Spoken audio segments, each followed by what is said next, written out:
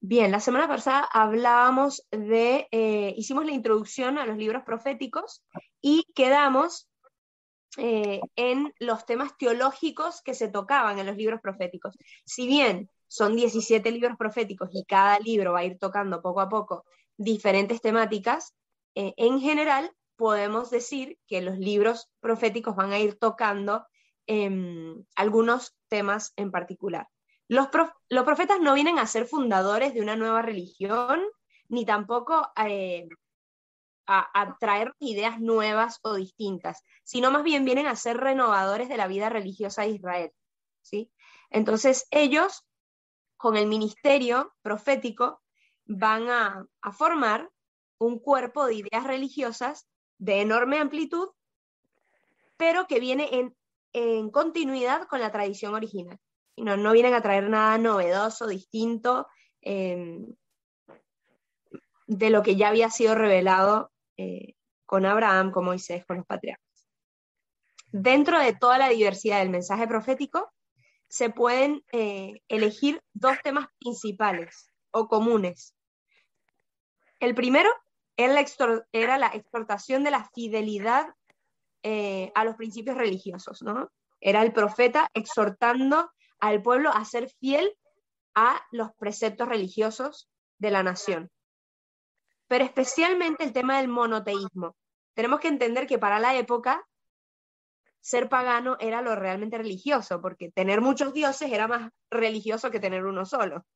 Tener uno solo era como pobre, era una persona casi atea. Mari, ¿cómo fue que dijiste? Profetas exhortando a la fidelidad, a que fueran fieles a la alianza.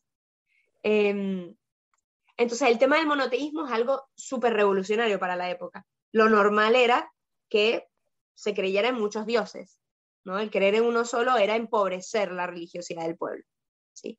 Y otro tema principal que se nos presenta era que Dios vendría a traer un nuevo orden a través de un Mesías, ¿no?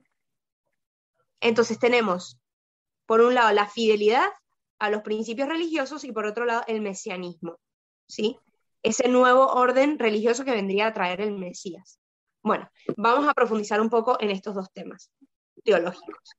El primer tema, que es la fidelidad a los principios religiosos, ¿sí?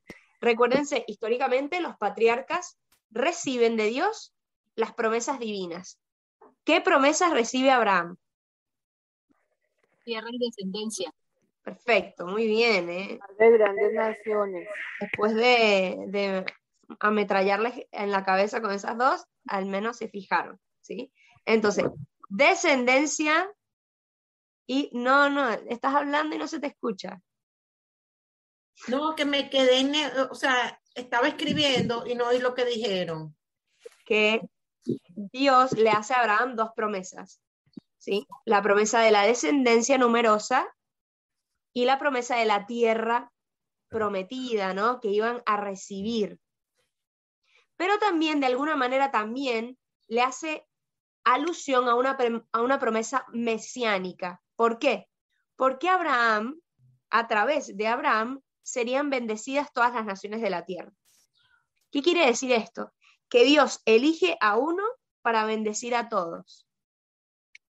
Esto hay que tenerlo muy en cuenta y presente siempre, porque a veces podemos pensar, hay corrientes, por ejemplo, protestantes, que piensan que unos son elegidos y los otros son condenados, ¿no? Los 144.000 que se van a salvar y los demás no se salvan, ¿no? Dios elige a unos pocos y a otros no.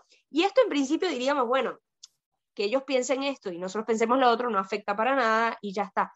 Pero en realidad tú al decir solo 144.000 van a ser salvados, en el fondo estás poniendo la interpretación de Dios, es decir, es un Dios egoísta, es un Dios que mide su salvación, es un Dios que no ama a todos por igual.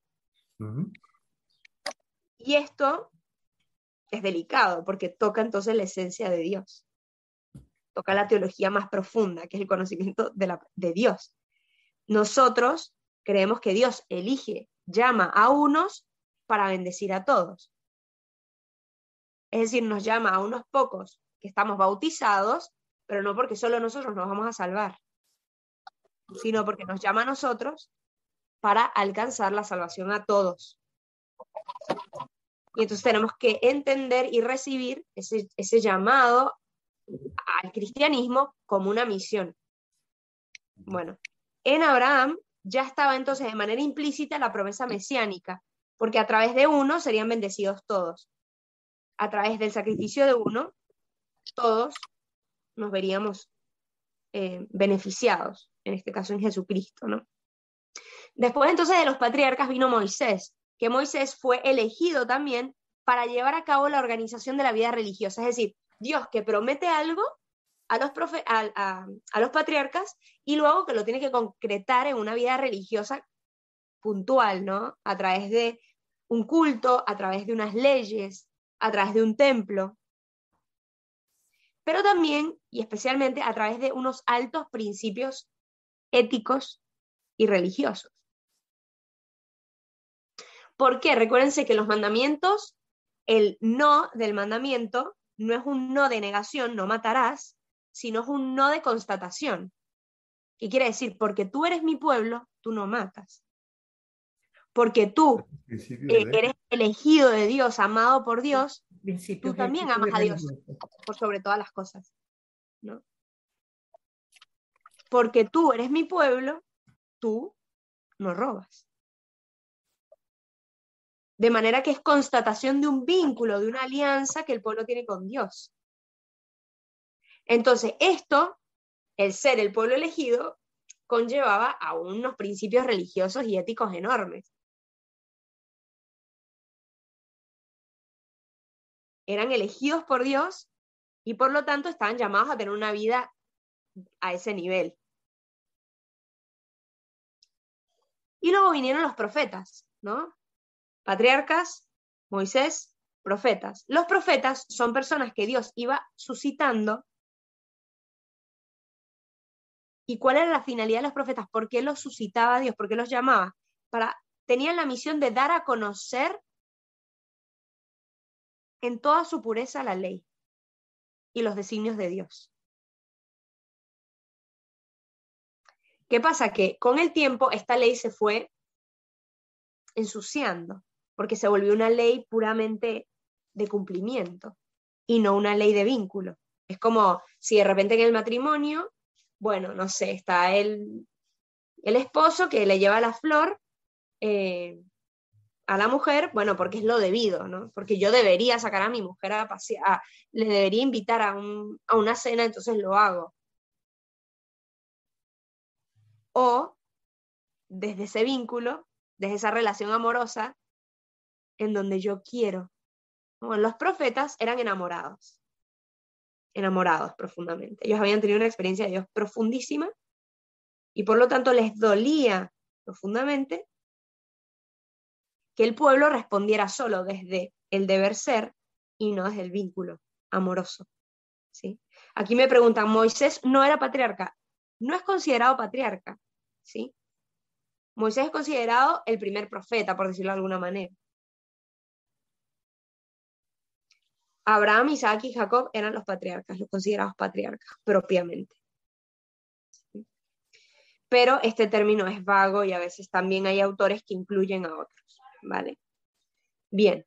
Entonces los profetas eran estos enamorados de Dios que venían a regresar a la pureza original de la ley y de los designios de Dios. Y especialmente en el tema del monoteísmo, ¿no? Amarás a Dios sobre todas las cosas. Y al tema de la conversión del corazón. En el fondo, estos profetas fueron llamados para exhortar a la fidelidad a la alianza y para preparar y predecir los tiempos mesiánicos, como ya lo dijimos. Entonces, uno de los temas principales es el monoteísmo.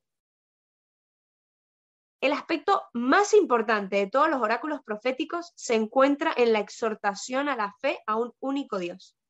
O sea, Dios, Yahvé, el Dios de Israel, es el Dios absoluto de la creación. Es el Dios absoluto de todas las naciones. Es el Dios absoluto de toda la historia. Pero no solo se nos presenta como un Dios todopoderoso, como el absoluto, como el único, sino como un Dios cercano, un Dios que quiso entrar en relación especial con un pueblo, estableciendo una alianza de amor, un pacto. Por eso muchas veces la relación con Dios se equivale a una relación amorosa de pareja. Por eso está el matrimonio místico de Santa Teresa de Jesús y de tantos autores religiosos, ¿no? Que hablan del matrimonio místico, ¿no? Como esta unión profunda de intimidad con Dios, pero también se le equipara la relación con Dios a una relación paterno-filial, ¿no? Un Dios Padre que cuida a su hijo, que lo ama incondicionalmente, que se entrega por él. Y no por esta relación de cercanía de un Dios esposo, de un Dios Padre, deja de ser el Dios santo, 3 veces santo, digno de toda majestad, de adoración. Entonces nosotros tenemos esta mezcla muy bonita en donde no es ni como los musulmanes, Alá, allá lejano, ni como algunas corrientes heréticas en donde casi Dios, mi compañero de clase, ¿no? Mi cuate, como dirían en México. Tenemos esa mezcla de Dios, un Dios que es amigo, que es cercano, pero un Dios que es Señor. ¿Sí? Laurencia. O como muchas de las tendencias ahora que yo soy Dios. Ah, sí, bueno, eso sin duda, ¿no? La nueva religiosidad. El yo como el Dios, como el creador de todo, ¿no? Me puedo crear a mí mismo, me puedo decir que soy y que no soy, sí. Bien, ¿qué pasa? Que los profetas tenían que combatir un duro periodo de sincretismo religioso, ¿no? Ahorita luego nos vamos a meter más profundamente en cada época histórica para comprender el nivel de sincretismo religioso al que se llegó, la idolatría, ¿no? Por eso ellos ilustran la importancia de la alianza. Y la alianza, la esencia de la alianza es adorar a Yahvé, el único Dios, y cumplir sus mandatos. Y que estos mandatos están llenos de exigencia en favor al prójimo. Recuérdense que de los 10 mandamientos, 7 se dirigen al prójimo.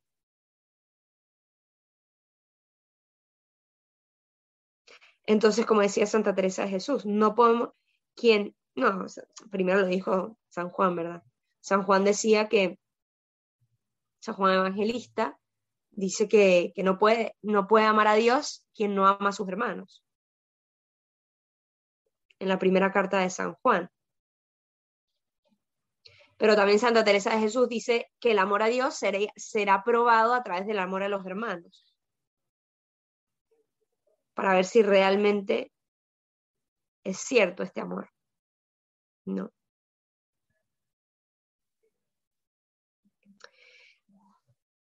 Entonces, la alianza con Yahvé era una alianza bastante exigente, porque exigía el reconocimiento de Dios como un único Dios, exigía la confianza absoluta en Dios, el no hacer alianza con otros pueblos, porque hacer alianza con otros pueblos suponía una actitud de desconfianza con Dios, porque en el fondo Dios no se iba a hacer cargo, entonces yo tenía que aliarme con un otro para que me ayudara a atacar al otro, ¿no?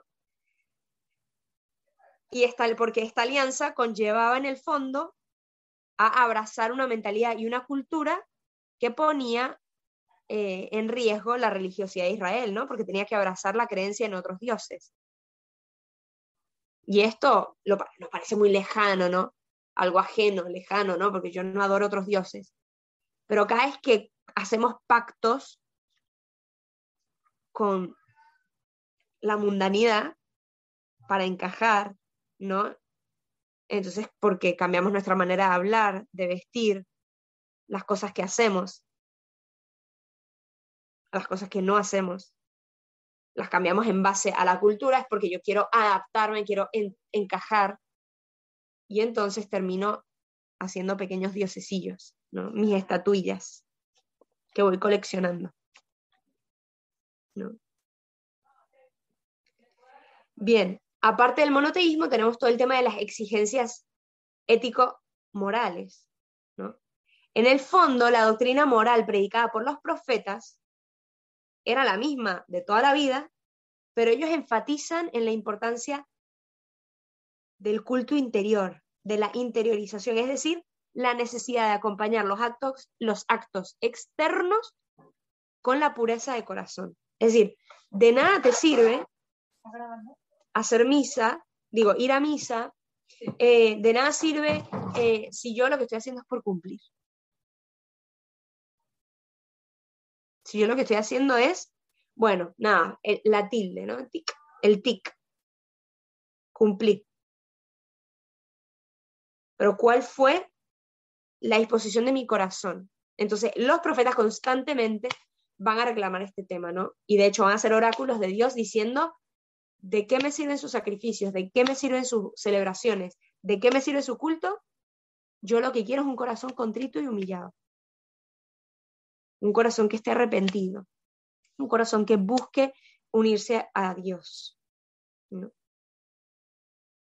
Y entonces hay diferentes profetas que van a hacer énfasis, ¿no? En la responsabilidad personal, en el hacerse cargo de la propia religiosidad, en los deberes con los demás, en el deber de la justicia social con los más desfavorecidos.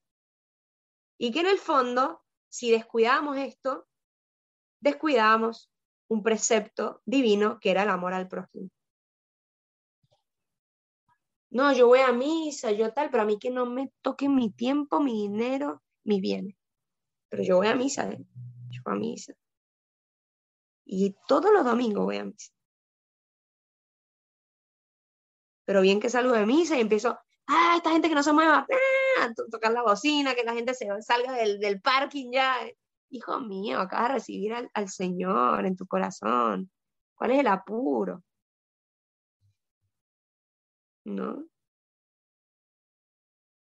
Bueno, este amor al prójimo que está íntimamente vinculado. Y si queremos profundizar más sobre este tema, léanse la primera carta de San Juan, que es un espectáculo que habla mucho sobre este tema, ¿no?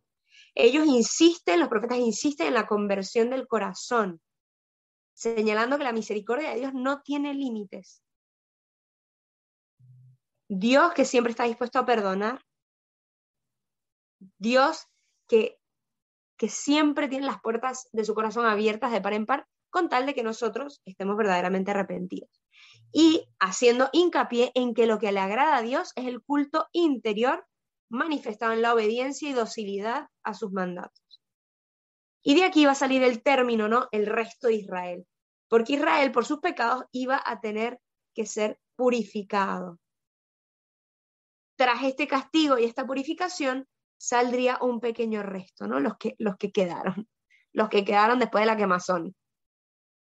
Bueno, esos poquitos que perseveraron en medio del castigo. Quien ha sido padre entiende que a veces los castigos son saludables. Y a veces necesarios. E incluso a veces son los padres los que más sufren el castigo.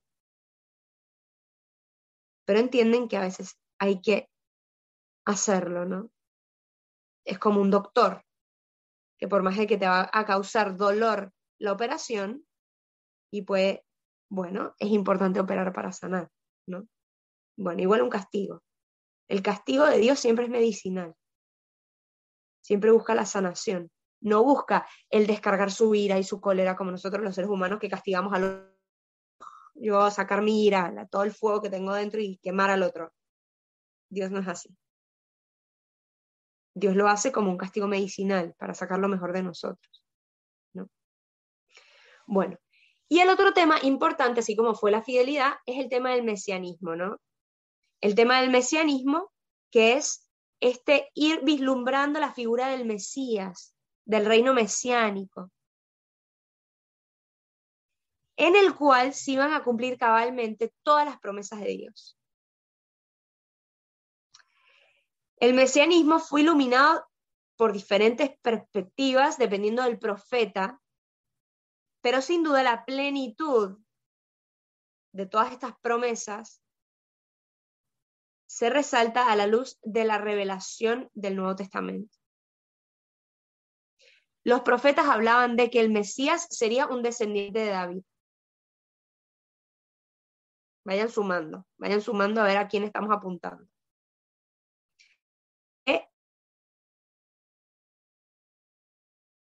Y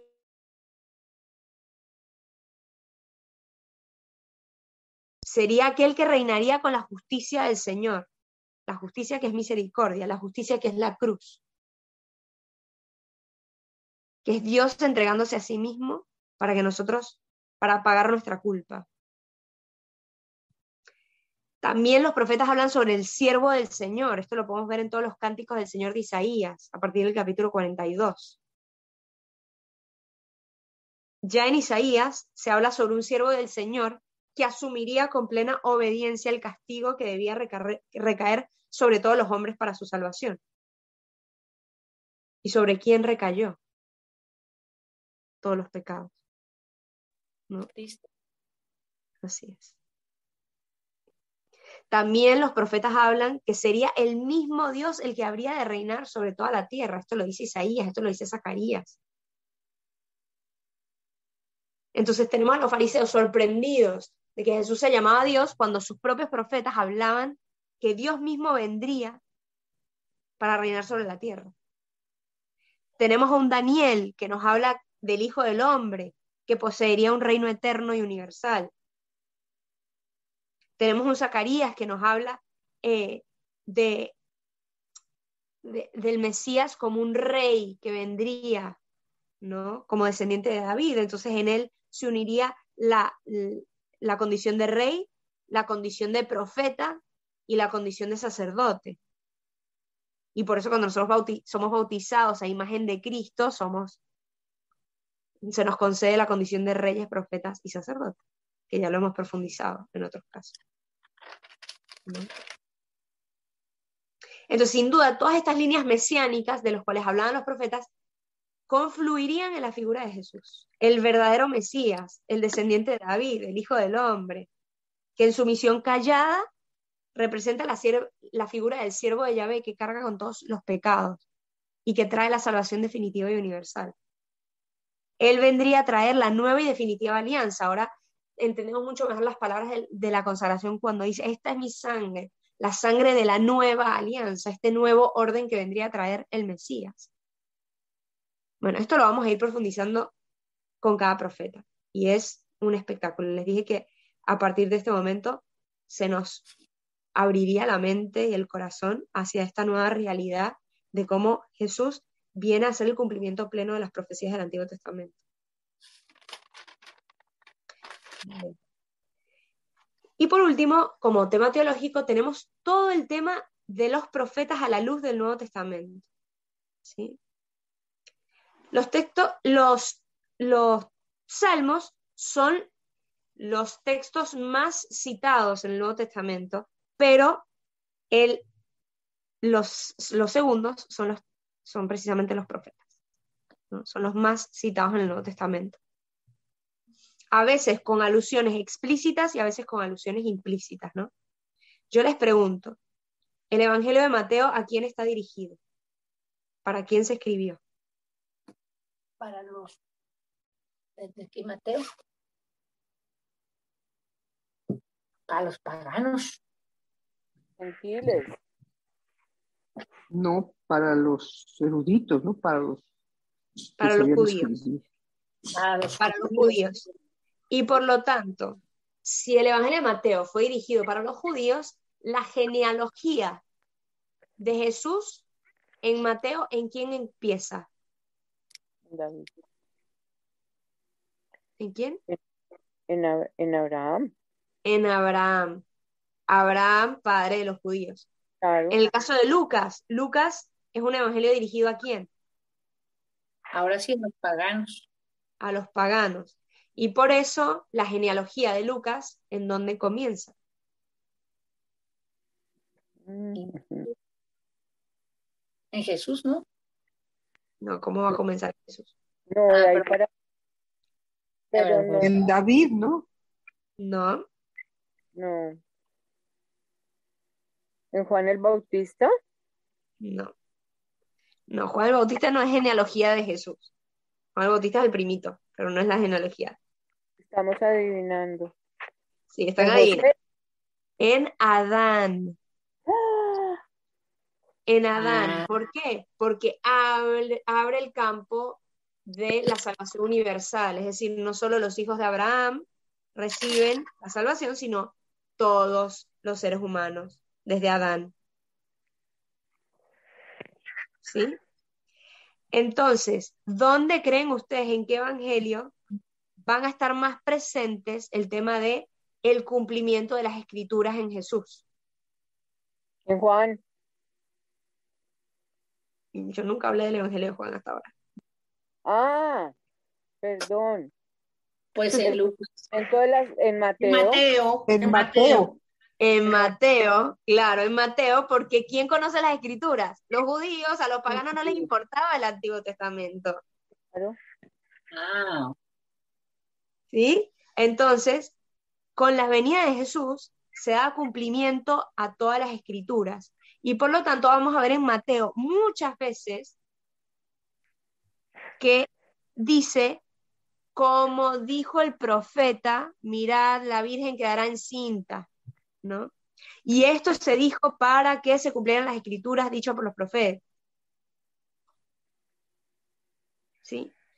Pero ahora bien, eso no significa que en Lucas y en Juan y en otros evangelios no haya también referencia a los profetas. La hay.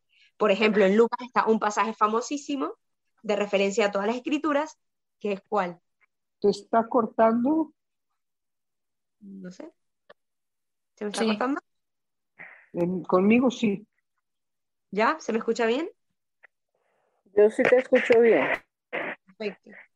Entonces, ¿qué evangelio, qué pasaje del evangelio de Lucas habla sobre este cumplimiento de las escrituras?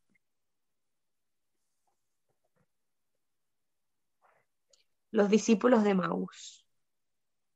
¿Por qué? Porque Jesús se encuentra con ellos después de resucitado y les empieza a explicar todas las escrituras y cómo las escrituras cumplían en él. Esa clase de teología debió estar espectacular, ¿no? Uy, Jesús sí. explicando las escrituras, explicando cómo se cumplían las escrituras en él. ¿Sí? Pero luego también en Juan, en el capítulo 5, versículo 39, nos dice que Jesús dijo, le decía a los fariseos de la época, les dijo, ustedes investigan las escrituras, ya que creen que en ellas hay vida eterna, pues ellas son las que dan testimonio de mí. Es el mismo Jesús que dice, aprendan a leer las escrituras, porque yo estoy ahí. Yo estoy presente en el anuncio profético. Yo estoy presente en todo lo que dijeron en el Antiguo Testamento. Yo soy el cumplimiento pleno de las escrituras. ¿Sí? Bien. Bueno, con esto terminamos con la parte teológica y ya nos metemos y nos introducimos en la primera época de los profetas. ¿Que cuál era? De los profetas escritores. ¿Cuál era la primera época? Asiria. Exactamente. Asiria. ¿Cuáles eran los profetas del periodo histórico del imperio asirio? ¿Quién se acuerda? Lo que vimos la semana pasada. Ahí estamos. Amos, Osea, primero de Isaías y Miqueas. Muy bien, muy bien. Gracias a Lorena y a Laurencia. Muy bien, estamos atentos.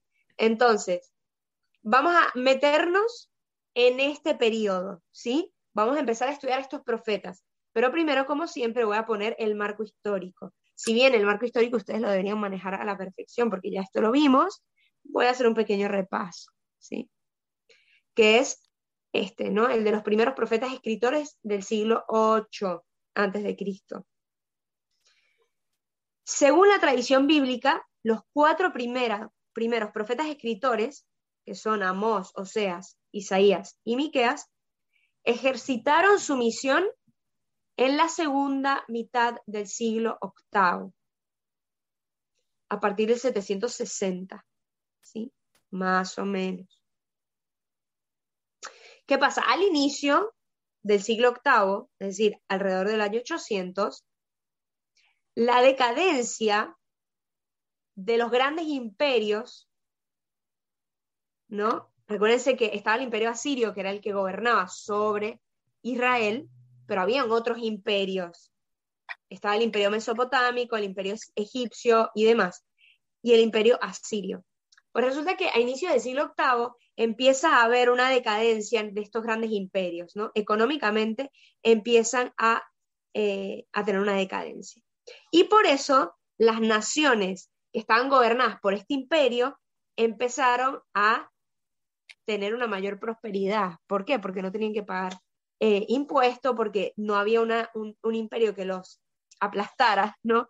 Entonces podían ir mejorando su condición económica. Y esto fue lo que le pasó a Israel y a Judá. Recuérdense que en esta época tenemos los dos reinos, el reino del norte y el reino del sur. Israel se le llama al reino del norte, pero también se le llama Efraín a veces, ¿no? Para que no nos confundamos con el nombre. Y al sur se le llamaba también Judá. Estos dos reinos empezaron a gozar de una visible prosperidad debido a la decadencia de los imperios. Ahora, ¿qué pasa? ¿Sí, Lorena? ¿Por qué Efraín? Porque entiendo perfecto Israel, pero Efraín, ¿por qué? Porque era una de las tribus que se fue. Y entonces se le dio preponderancia y se la llamaba Efraín. Esto nada más para que entendamos, a veces cuando dice mi hijo, ahí estaba mi hijo Efraín y tal, se refiere a todo el pueblo de Israel que se fue al norte. ¿Sí? Bien. Como en el sur a veces se habla de los Benjamín. Exacto, exactamente. Uh-huh. Y Judá. ¿Sí? Bien. Ahora, ¿qué pasa? Esta prosperidad económica que empezó a haber en Israel, en el norte, pues trajo consigo también un desequilibrio social que antes no había existido. ¿Qué pasa? Junto a unos pocos privilegiados que poseían abundancia de bienes, que gozaban de la totalidad de las riquezas, había toda una población mayoritaria que carecía hasta de lo más imprescindible. Y esta población vivía oprimida física y moralmente. Entonces tenemos, sí, una pujanza económica, pero un desequilibrio en la distribución de las riquezas, que nunca se había dado en Israel, porque había todo el tema de la fraternidad, de la solidaridad con los más necesitados.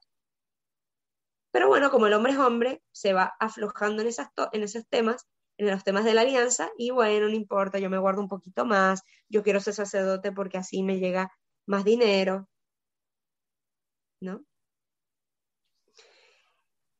Esta situación además se desenvolvía en un contexto religioso contradictorio, porque por un lado se multiplicaban los gestos religiosos externos, las celebraciones, el ayuno, la penitencia, pero en el fondo se realizaban con formalismo, carente de un verdadero vínculo con Dios, una verdadera relación, una verdadera alianza, como sigue sucediendo a veces en algunos ambientes, ¿no?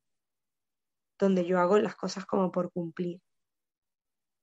Entonces, ante este degrado, por un lado, religioso y social, y por el otro lado, económico, predica Amós, el profeta Amós, entre los años 760 a 750, que es el más antiguo de los profetas escritores. Y también durante esta época, un poco después de Amós, profetiza Oseas.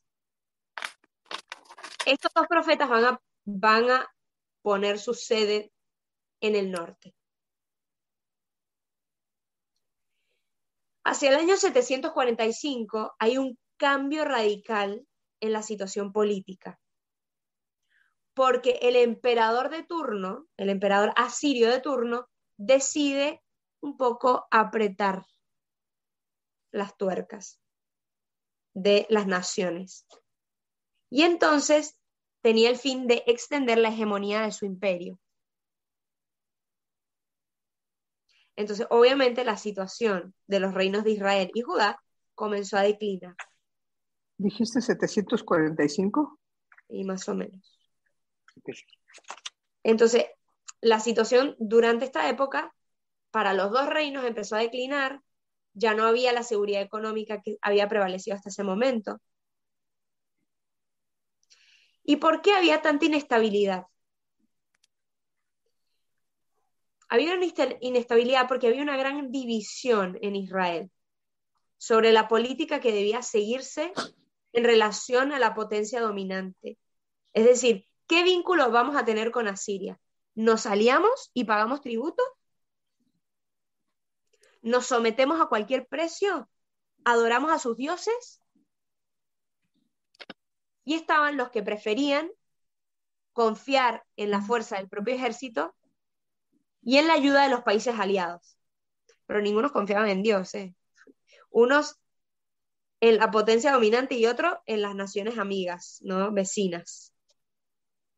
Y entonces variaba cuando ellos se aliaban con la potencia dominante o cuando se aliaban con otra nación para atacar a la potencia dominante. Esto no solo afectó la parte económica, sino principalmente la religiosa. ¿Por qué? Porque cada vez que se aliaban con una nación extranjera, fuese Asiria o fuese una nación hermana, por decirlo de alguna manera, al hacer alianza conllevaba la aceptación de los dioses, de los ritos, de las usanzas religiosas de los pueblos aliados. Y por lo tanto había una profunda infiltración idolátrica y sincretista. Entonces, durante este periodo aparece la misión profética de Oseas. Y por eso Oseas va a ser el profeta enamorado por excelencia y que va a reclamar ese lugar único para Dios. Él estaba en el reino del norte y en el reino del sur estaba Isaías y Miqueas.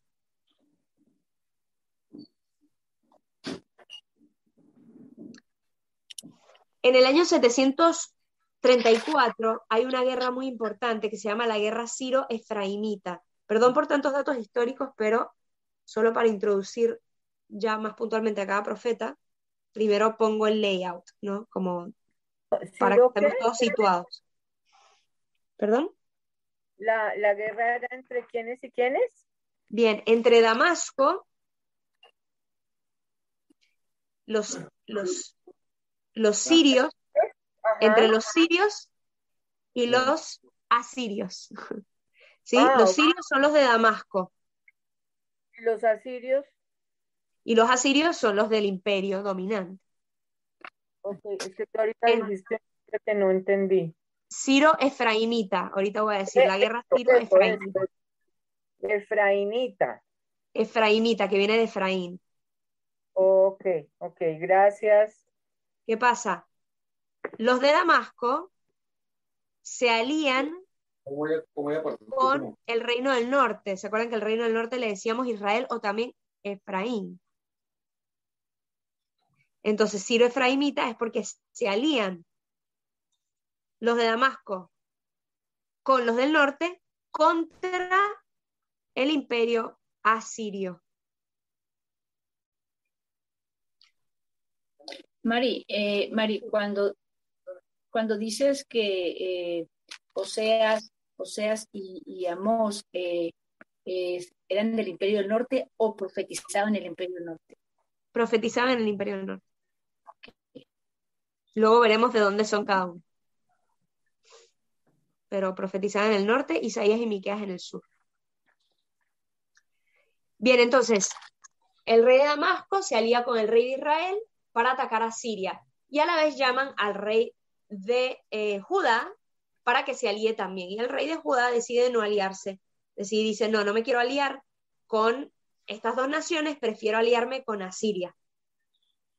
En esa época estaba Isaías de profeta. Isaías le dice al rey de Judá, no te alíes con nadie, ni con los sirios de Damasco, ni con el reino del norte, ni con Asiria, el imperio. Confía en Dios. y pues no, él se alió con Asiria, no vaya a ser que le fuera mal. Entonces prefirió la ayuda de Asiria, en Perdón, contra de lo que Isaías profetizó. Luis. perdón. Judá, cuando decís asirios, Judá. Judá no es Judá en sí mismo. ¿Quién es el que Judá que se alía con los asirios? El rey, el reino del sur. Sí, sí, pero ¿quién era el rey? El ¿Quién rey, era? ¿quién? ¿Cómo? Ah, El, Ahaz se llama. El rey de Judá era Ahaz. Ajá, perfecto. Entonces, Ahaz, el nombre de Judá, se alía con los asirios a pesar de Isaías. Exactamente. Exactamente. Entonces, el reino de Judá efectivamente fue invadido y esto sucede porque Ahaz no confió en lo que le decía Isaías de parte de Dios, sino que prefirió aliarse a Asiria, ¿no? Bueno, Isaías durante toda esta guerra se hizo escuchar, ¿no? Y él le decía a Ahaz, tú tienes que confiar en Dios y en la promesa davídica. Recuérdate que Dios prometió el descendiente de David, por lo tanto, Judá no va a ser destruida. Pero Ahaz no hizo caso a esto. De hecho, en esa época fue la profecía de la Virgen concebir a un niño, ¿no? Lo veremos luego. Isaías entonces anunció cómo Damasco y el norte serían destruidos, pero también cómo el reino de Judá también sería destruido. Porque ninguno confió en Dios. Aparte de Isaías, también durante esta época profetizó Miqueas.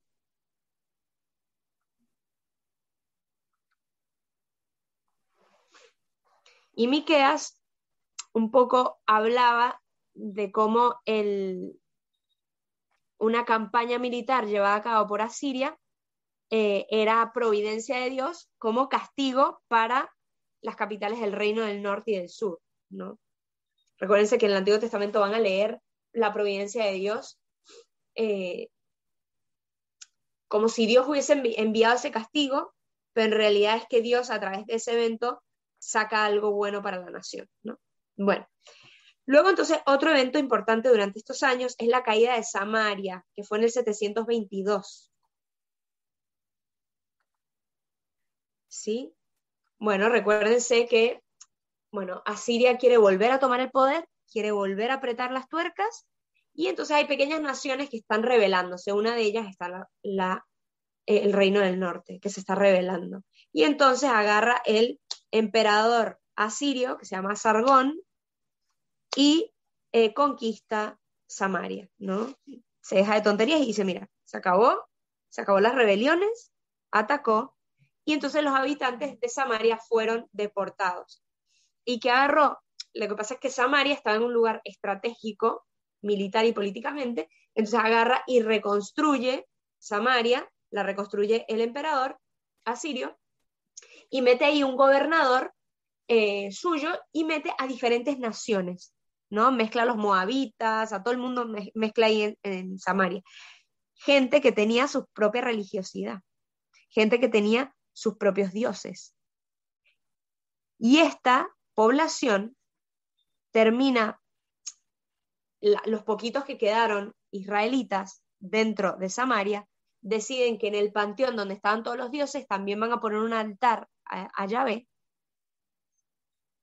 para pedirle perdón por no haber confiado en él, pero en el fondo lo que hacen es empeorar la situación porque meten más sincretismo religioso. Entre todos los altares a todos los dioses estaba aparte el altar a Yahvé, como un altar más. Y entonces aquí inicia el proceso de sincretismo religioso que será tan característico en los habitantes samaritanos. Entonces ahora podemos entender mucho mejor cuál fue la sorpresa de los judíos, de los apóstoles, cuando se detiene Jesús a hablar con la samaritana. ¿Qué hace hablando con la samaritana Jesús? Si eran unos paganos de lo peor. Bueno, a partir de aquí empieza toda esta mezcla, este sincretismo religioso. María, ¿es sincretismo o secretismo? Sincretismo. El Sincretismo. sincretismo religioso significa esta mezcla y esta poca claridad o poca ortodoxia en la vivencia de la fe, ¿no? El sincretismo es cuando se armoniza y se juntan diferentes corrientes de pensamiento, en donde está bien matar y está bien cuidar la vida, todo simultáneo a la vez, que es lo que sucede hoy en día. Hoy en día hay un sincretismo religioso tremendo, ¿no? Los mismos católicos que creemos en Dios, también creemos en las energías, en las chakras, ¿no? Bueno, nosotros que somos católicos creemos, sí, en la Eucaristía, pero también creemos en la contemplación, pero también creemos en el nihilismo, ¿no? En el vaciarnos y en el llegar a un estado de paz y quietud en donde nada me perturbe, ¿no? La meditación budista. Bien, y luego viene un momento también muy importante históricamente, que es la reforma de Ezequías. Se recuerdan que habían dos reyes judíos muy importantes que intentaron aplicar una reforma religiosa. Uno fue Ezequías y otro fue Josías. Ezequías, ¿qué pasa? Que dada el acierto de las profecías de Isaías y Miqueas, cuando cae Samaria, Jerusalén, como bien dice el dicho, cuando ves las barbas de tu vecino arder, pon las tuyas en remojo. ¿Qué pasa? Ezequías se dio cuenta que lo que estaban diciendo Isaías y Miqueas era cierto porque se cumplió en el norte. Agarran y reaccionan, ¿no?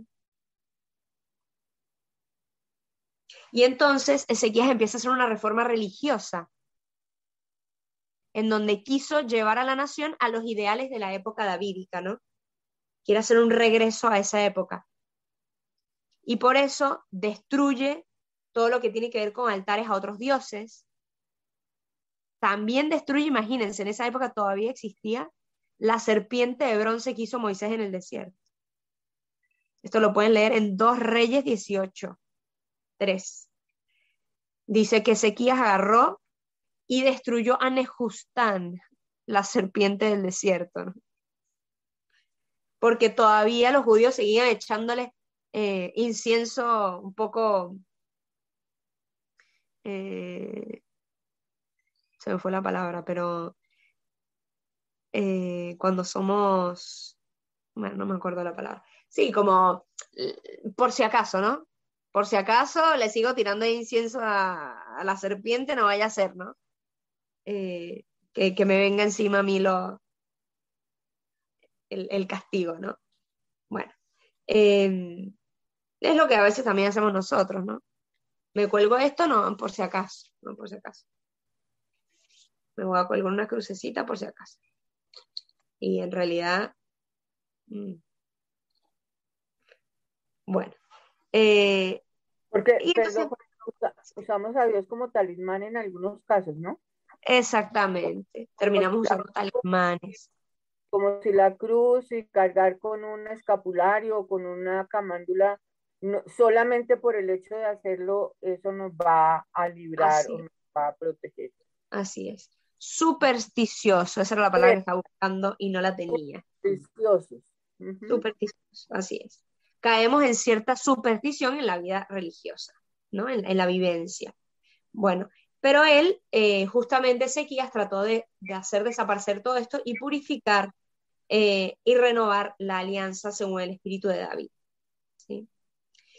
En Isaías también vamos a encontrar diferentes profecías contra otras naciones, no solo contra Israel o Judá, sino contra otras naciones que se están comportando contrario a la ley divina, ¿no?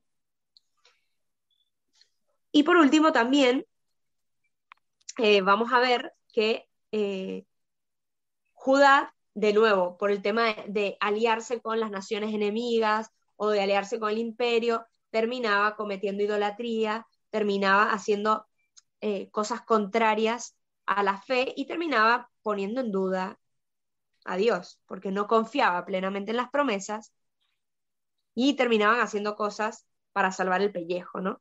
Pero Ezequías fue la prueba clara de aprender a escuchar a Dios, que le hablaba a través del profeta,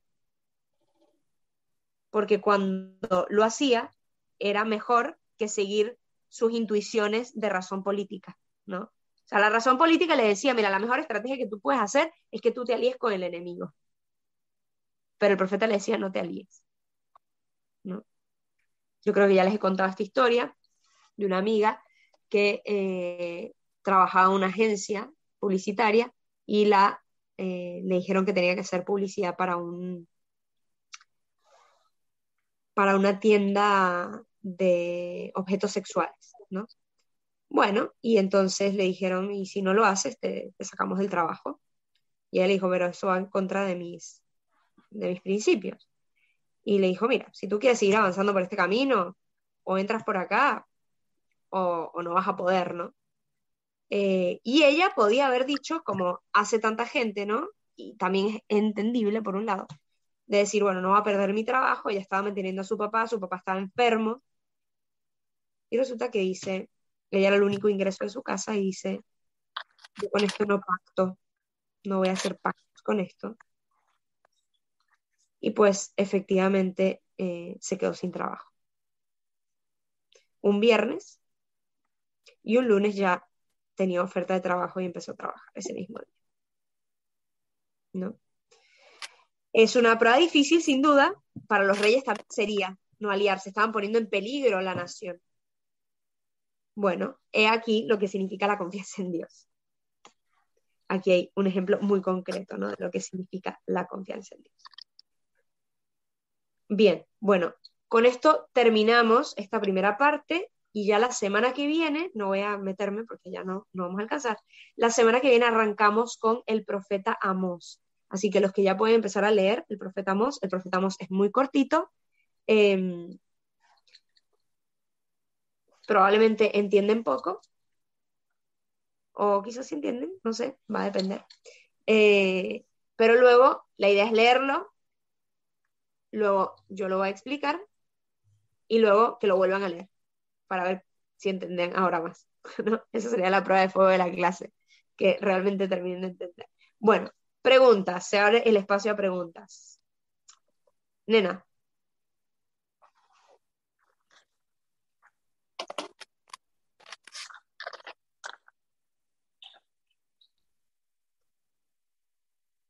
Nena, ¿tenías una pregunta? Tiene la mano levantada. Bueno, creo que no. ¿Alguien más tiene una pregunta? Mari, yo te quería preguntar, o sea, ya sé que estamos viendo el Antiguo Testamento, pero Juan se podría considerar, o sea, en el Apocalipsis como profeta del Nuevo Testamento. ¿Cómo? Por el Apocalipsis, decís. Ajá. ¿Sí? O sea, ¿sí se considera profeta? Claro. No se considera, a ver, ese término profeta ya no se usa más en el sentido como se usaba en el Antiguo Testamento. Ok. ¿Sí? Pero si hablamos de revelación, sí, claramente él hace una profecía. Sí. Sí. Lo que pasa es que es confuso porque a lo que se refería el profetas en el Antiguo Testamento no sería lo mismo ahora. Pero si hablamos de lo que es una profecía, sí, hizo una profecía. ¿Y cómo se le llama a Juan entonces? O sea, si no es profeta. Apóstol. Juan el Bautista, no, o Juan. Es que los dos, porque Juan Apocalipsis. Juan Apocalipsis es Juan Evangelista. O sea, no hay otra palabra como profeta para el Nuevo Testamento. No. No se usa. Sí, se puede usar la palabra profeta, pero no es con el mismo. O sea, digamos que las profecías dan su culminación en Cristo. Ajá. Entonces, lo que vienen a decir los demás no vienen a completar ni a decir algo distinto de lo que se ha dicho en Cristo. Toda palabra que Dios quería dar, la dijo en Cristo. Ok. Entonces, a ver, pero nosotros también somos profetas, ¿se entiende? Entonces, cuando hablamos de profecías en el Nuevo Testamento, estamos hablando de algo distinto a lo que hablamos en el Antiguo, pero sí se le puede llamar profeta. Okay. Estrictamente hablando, es una profecía. Ya. Gracias. Ahora sí me prendió el micrófono. Vale, Eh, ahora. Mari, es que cuando tú decías ahora del tema de tu amiga que renunció porque no iba a poner en juego sus principios, Sí. y creo que eso de aquí en adelante, hablo por la época actual, es mucho lo que vamos a tener que definir en algunos casos, ¿no? Eh, Porque nos van a llegar a pasar muchas esas cosas. La pregunta sería, ¿nosotros creemos en Dios o le creemos a Dios? ¿Le creemos a Dios lo que Él nos promete cuando nosotros somos fieles a su palabra? ¿O solamente creemos en Dios? Y si creemos en Dios, pues nuestra fe va a tambalear. Porque como dice también la Biblia, los demonios creen en Dios. Entonces, una cosa es creer en Dios y otra cosa es creer a Él. Saber que si nosotros somos fieles a Él, pues Él va a ser fiel con nosotros porque es su promesa. Así es.